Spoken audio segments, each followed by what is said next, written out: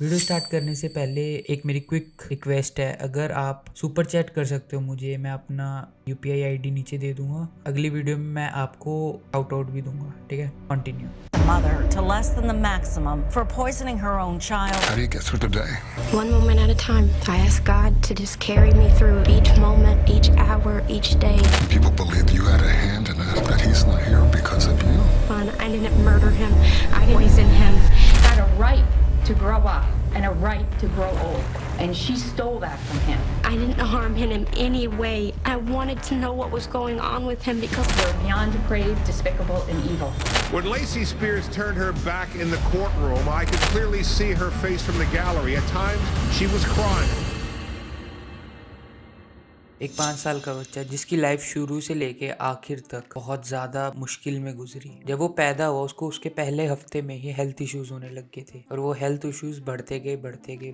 उसकी लाइफ में इतनी ज़्यादा तकलीफ़ें तो थी ही, इतनी ज़्यादा बीमारियां थी, इतनी ज़्यादा तकलीफ़ें थी, बट उसके पास एक बहुत प्यारी माँ भी थी जिससे वो सबसे ज़्यादा प्यार करता था और उसकी मम्मी भी उससे बहुत ज़्यादा प्यार करती थी। और उस बच्चे के पास कोई फादर फिगर भी नहीं था, मीन की जो उसके फादर थे वो उनके साथ नहीं रहते थे। इतनी ज़्यादा तकलीफों के बाद भी उसकी लाइफ कहीं ना कहीं सही चल रही थी क्योंकि वो एक बच्चा था। वो बस अपना खेलने में और कूदने में ध्यान रखता था। बच्चों के हाथ वगैरह टूट जाते हैं या फिर कोई चोट लग जाती है तब भी खेलते रहता है। जैसे बचपन में मैं जब गिर जाता था तब भी मैं खेलता रहता था, चाहे वो चोट लगी हो चाहे जितना मर्जी दर्द हो रहा हो। सो ऐसा ही उसके साथ भी हुआ। उसको इतनी सारी बीमारियां थी उसको, बट इन चीज़ों से कोई फर्क नहीं पड़ता। वो बस अपना खेलने और कूदने में और इंजॉय करने में अपना ध्यान रखता था। उसकी मदर जो उसके को बहुत ज़्यादा केयर करती थी, उसकी फैमिली फ्रेंड्स जो उसके बहुत ज़्यादा केयर करते थे। फिर ऐसा क्या हुआ कि 23 जनवरी 2014 को उसकी डेथ हो गई। एक 5 साल का बच्चा। माना उसकी शुरू के दिनों में बहुत ज़्यादा उसको हेल्थ इश्यूज थे पर वो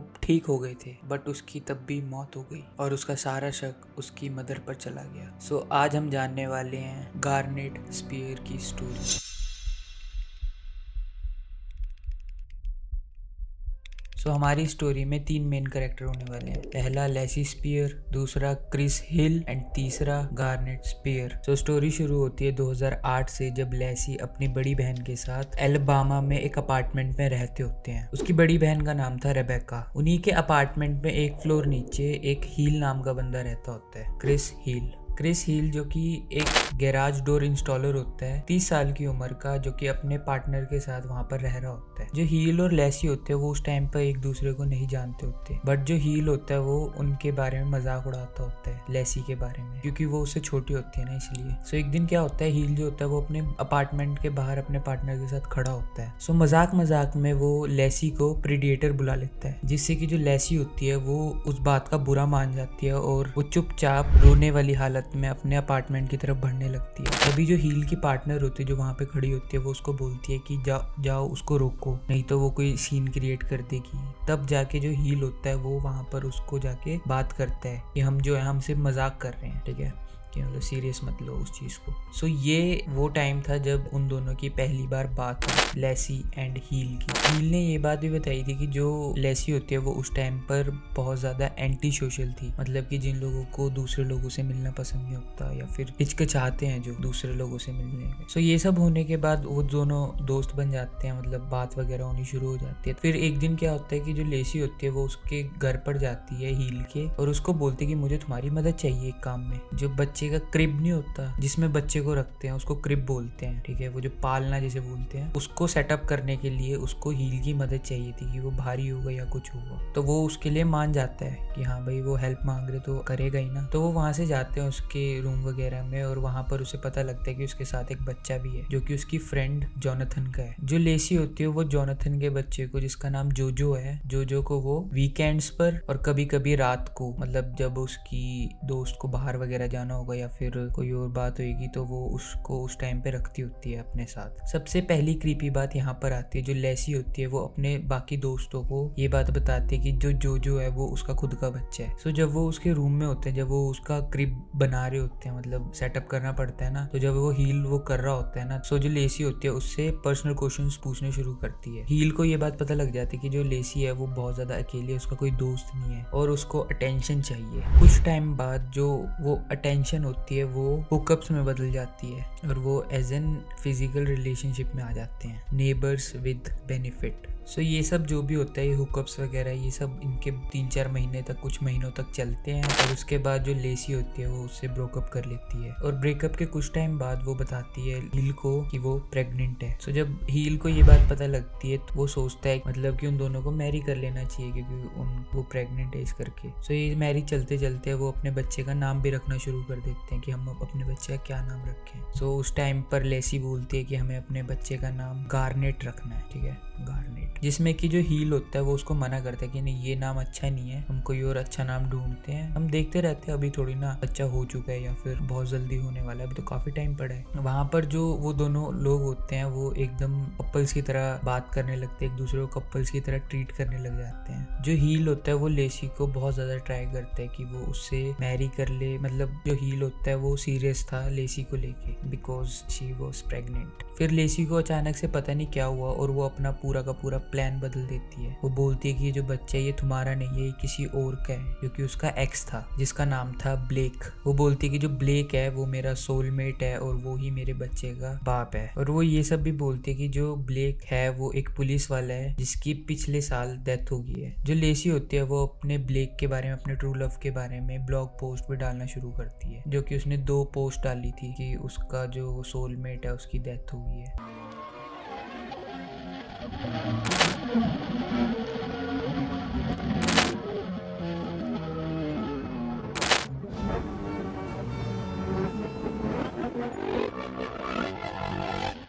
अजीब बात तो ये भी होती है कि जो ब्लेक है उसकी एक भी फोटो नहीं होती है, ना ही उस बच्चे के साथ ना ही उसके साथ। पता नहीं ये ब्लेक कौन था, या फिर वो इमेजिनरी था, या वो दुनिया को बता रही थी कि ब्लेक नाम का कोई है, या फिर वो बस टाल रही थी। जब ये सब चल रहा होता है तो उसकी एक दोस्त भी होती है जिसका नाम रैली होता है, जो उसको बचपन से जानती होती है और उसको भी किसी ब्लेक के बारे में नहीं पता था। इवन जो रैली होती है वो उसको अनफॉलो भी कर देती है हर एक जगह से, जो वो झूठी बातें बता रही है ब्लेक वगैरह के बारे में, जो कि कभी है ही नहीं, जिसके साथ उसने अपनी बचपन से लेके अभी तक की लाइफ जी है और ब्लेक नाम के बंदे से कभी मिली भी नहीं है, जो कि एज अ बेस्ट फ्रेंड है उसकी। इवन फ्रेंड भी होते तो सबको पता रहता है एक दूसरे के बारे में कि हाँ ये है ये है ये है। और बाकी जब वो फोन वगैरह पर ये सब देखती थी कि Blake my true love my soulmate, तो उसको बहुत ज्यादा अजीब लगता था, ये ऐसा कुछ है भी नहीं और वो ऐसा सब पोस्ट कर रही है। जो हील होता है उसको भी ये बात थोड़ी अटपटी लगती है, बट वो उसमें कुछ भी नहीं कर सकता था क्योंकि अब एक लड़की बोल रही है कि एक वो है जो कि मेरे बच्चे का बाप है और मेरा सोलमेट है, तो वो उसमें कुछ भी नहीं कर सकता था। तो इसलिए वो अपनी लाइफ में मूव ऑन कर जाता है।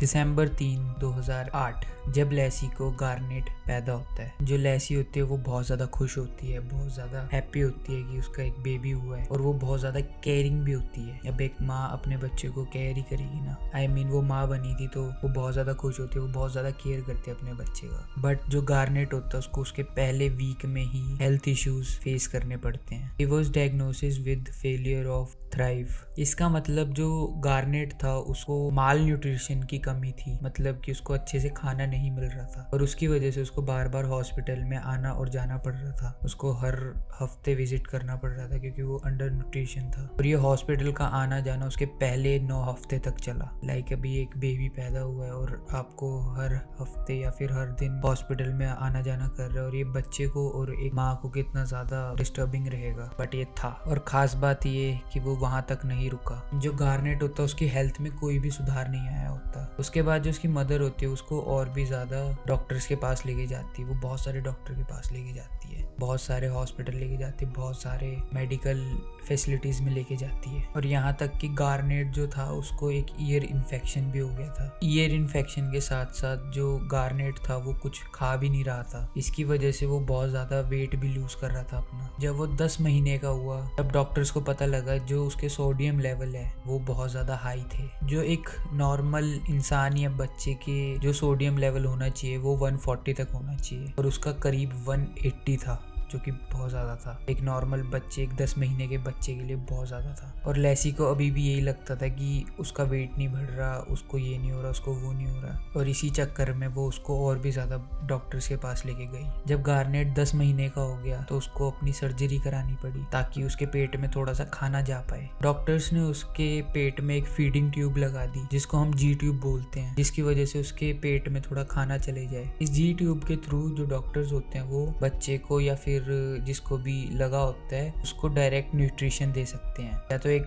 बैग के द्वारा और या फिर एक सिरिंज के द्वारा। ये सब तो गार्नेट के साथ चल ही रहा था, और साथ के साथ जो लेसी होती है वो गार्नेट की पूरी स्टोरी फेसबुक, इंस्टाग्राम, ट्विटर हर जगह पे फैला रही होती है। और साथ के साथ वो पिक्चर्स भी जब गार्नेट हॉस्पिटल में होता है वो पिक्चर्स भी वो फेसबुक, इंस्टाग्राम हर जगह डाल रही होती है, और साथ के साथ सिचुएशन बता रही होती है कि मेरे बच्चे को ये हुआ है, वो हुआ है। वो गार्नेट की पूरी स्टोरी को डॉक्यूमेंट कर रही होती है, वो हर एक चीज उसके अंदर डाल रही होती है, और वो उसको नाम देती है गार्नेट्स जर्नी। जब वो ये सब डॉक्यूमेंट्री अपने सोशल मीडिया वगैरह पर डाल रही होती है, कुछ लोगों को सस्पिशियस होता है कि जो लेसी है वो मुनचाउजन सिंड्रोम से गुजर रही है। मुनचाउजन सिंड्रोम ये होता है कि एक माँ या बाप अपने बच्चे को खुद ही बीमार करे और उसके दम पर वो सिंपैथी ले। ये वाला सीन उसमें भी हुआ था, जो कि वीडियो है जिप्सी रोज जो उसकी माँ थी, उसको वो गलत वगैरह मेडिसिन वगैरह दे के बीमार रखती थी और उसको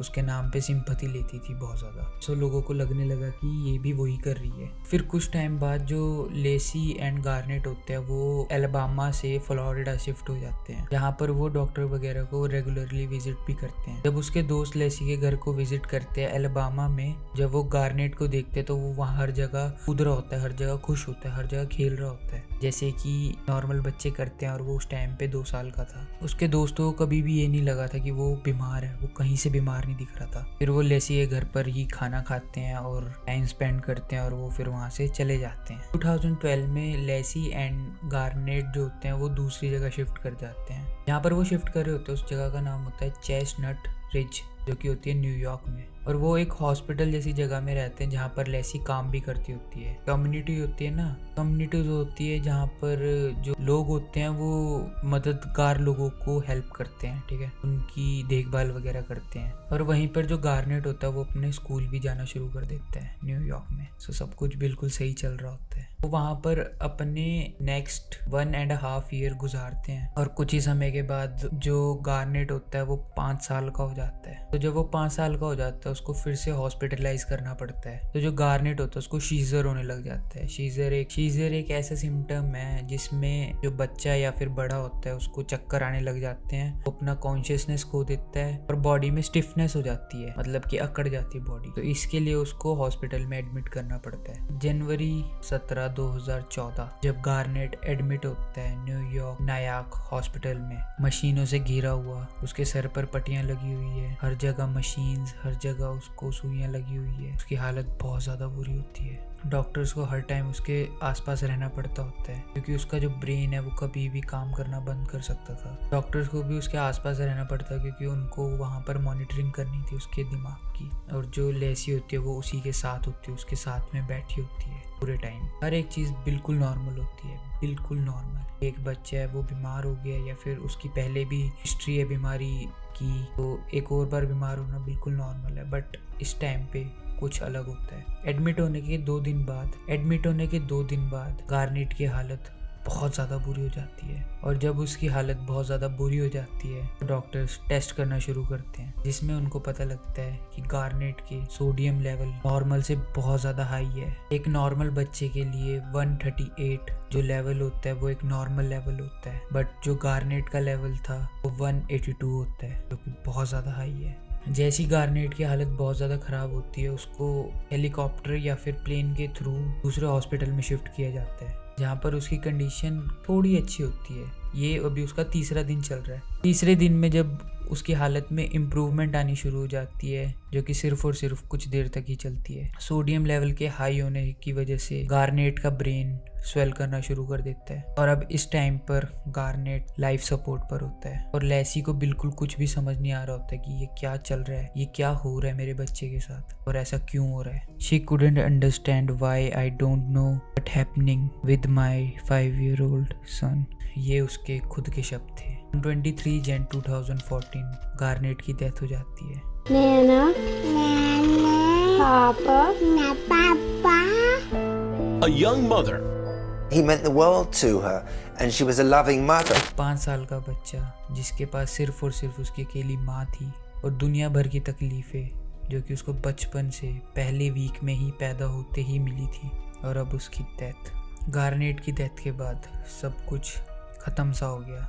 बट तभी डॉक्टर्स को लेसी पर शक हुआ कि जो लेसी है वो अपने बच्चे को पॉइजन कर रही है विद सॉल्ट।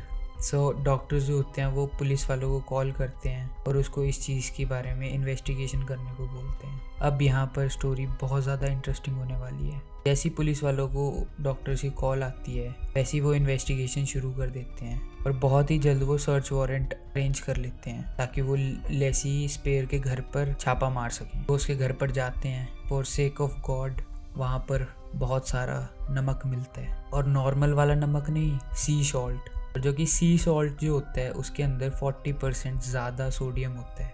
चलो ये तो घर पर मिला ना, और यहाँ पर भी अभी कोई प्रूव नहीं हुआ था कि जो लेसी है उसी ने अपने बच्चे को पॉइजन करा है सी सॉल्ट से या फिर नमक से या फिर सोडियम से। बड़ी बात तो तब होती है जब वो गार्नेट का हॉस्पिटल रूम चेक करते हैं जहाँ पर उन्हें 2 फीडिंग बैग मिलते हैं जिसके अंदर सोडियम भरा हुआ था। तुम समझ सकते हो, एक बच्चे को खाने या न्यूट्रिशन की जगह सोडियम दिया जा रहा था, नमक दिया जा रहा था। एक टाइम के लिए सोचो आप पूरा दिन नमक खाओ तो कैसा रहेगा, और वो अपने बच्चे को सिर्फ और सिर्फ नमक दे रही थी खाने के लिए। इसके बेस पर जो पुलिस होती है वो लेसी को अरेस्ट कर लेती है। ऑन जून 17, 2014 लेसी को पुलिस अरेस्ट कर लेती है after 5 month of her son's death. Lacey का यहाँ पर ट्रायल शुरू होता है फरवरी 3, 2015 को। लेसी की लीगल टीम बोलती है कि जो हॉस्पिटल है ये उनकी गलती की वजह से हुआ है, और वो ऐसे उल्टे सीधे इल्ज़ाम हॉस्पिटल वालों पर लगाते हैं कि उन्होंने मेरे बेटे की डाइट चेंज करी थी, उसकी वजह से हुआ, उसके पेट में खाना नहीं उन्होंने डाला, ये वो। बट वो ये सब साबित नहीं कर पाए। लेसी के अगेंस्ट 2nd डिग्री का मर्डर केस लग जाता है और उसको अपने बच्चे की मौत के लिए 20 सालों के लिए जेल में डाल दिया जाता है। Maximum for poisoning her own child, saying he hopes she gets help behind bars. वो जब 46 ईयर की होगी तब वो बाहर आएगी। हालांकि इस सब के बाद जब हील को ये बात पता लगती है तो वो लेसी को कांटेक्ट भी करता है और लेसी उस टाइम पर उससे बात करती है आफ्टर 5 ईयर्स। जब से उसने एलबामा छोड़ा था तब से उसने उससे बात भी नहीं करी थी। वो वहाँ पर कमिट करती है कि जो गार्नेट होता है वो उसी का बच्चा था, ब्लेक ब्लू कोई भी नहीं था, ये उसी का बच्चा था। वो अपने पति को दूर कर देती है अपने बच्चे से, एक बेटे को अपने बाप से दूर कर देती है सोशल मीडिया पर फेमस होने के लिए। मैं अकेली माँ हूँ, मेरा बेटा बीमार है, मुझे सिंपैथी दो। दुनिया बहुत ज़्यादा डार्क है, बहुत बहुत ज़्यादा। वो कुछ भी करती है भाई, कुछ भी। अब देखो आप सोचो कि एक औरत जो कि अपने बच्चे को बीमार करती है ताकि वो सोशल मीडिया पर फेमस हो सके, जो फेमस भी नहीं, सिर्फ और सिर्फ खुद ही उसको पॉइजन करके उसकी पूरी की पूरी लाइफ बर्बाद करके वो ये सब कर रही थी। हालांकि ये सब काम भी कर रहा था। ऐसा सिर्फ पहली बार नहीं हुआ है, ये सब बहुत बार हो चुका है। एक स्टोरी और है जो कि है जिप्सी रोज की। अगर आप चाहते हो कि मैं वो वाली स्टोरी सुनाऊं तो मेरे को ज़रूर बताना। थैंक यू सो मच अगर आपने यहाँ तक देखा, एंड सब्सक्राइब फॉर मोर। मेरे को अपने थॉट्स ज़रूर बताना कि आपको कैसा फील हुआ इस पूरी वीडियो में, आपको इस लड़की के बारे में कैसा फील हुआ।